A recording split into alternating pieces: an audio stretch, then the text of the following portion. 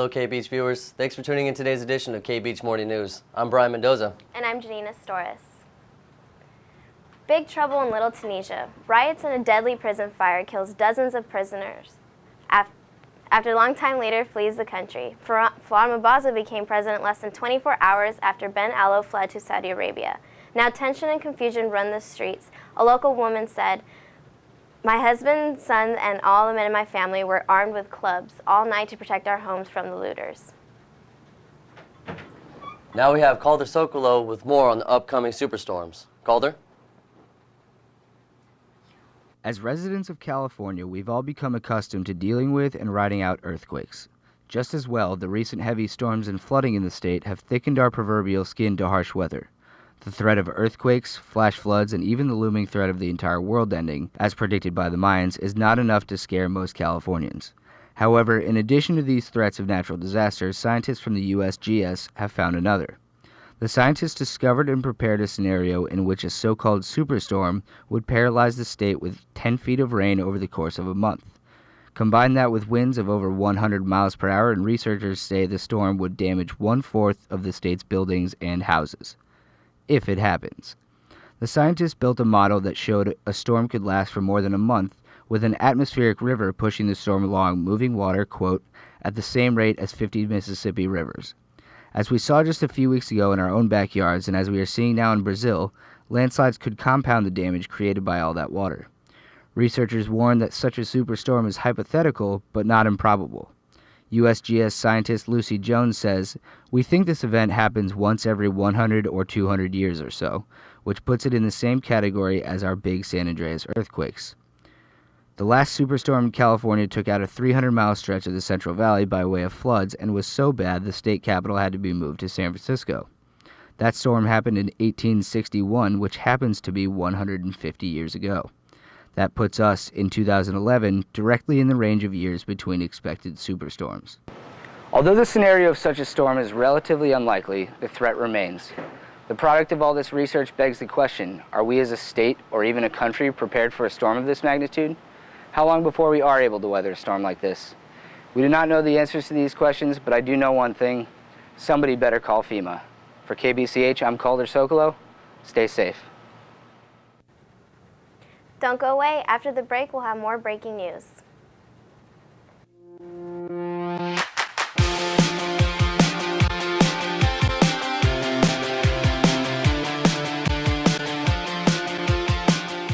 Want a fun vacation? Want to capture your exciting moments on film? Well, get a Nikon D60 and you'll be excited about the amazing quality of clear crystal photos you will ever see. The Nikon D60 SLR can automatically focus in any form of environment. With its 12 megapixel resolution, you'll have the shots that will last your entire life. For you paparazzos, you'll enjoy the shutter speed and shake-resistant function to get those million-dollar photos on your Nikon. The Nikon D60 SLR digital camera, it won't let you down.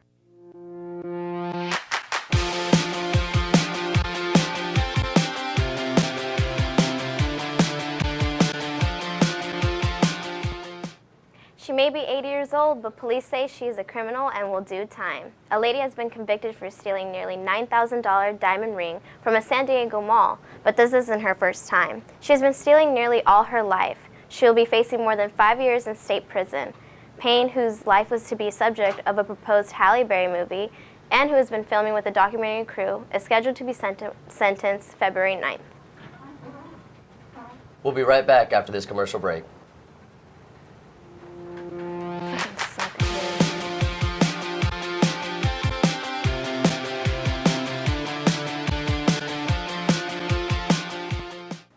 I used my one free call and went and got me out.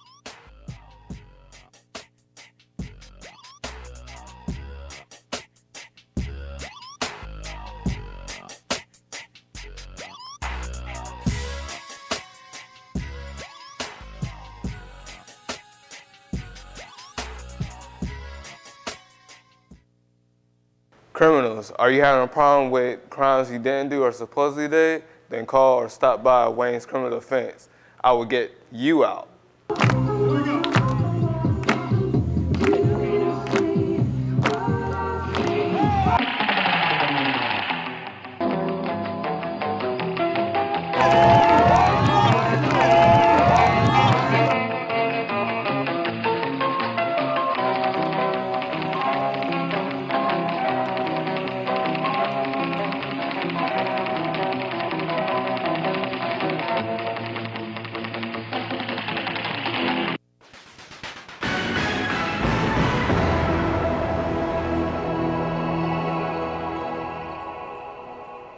Breaking news in Moscow, Russia.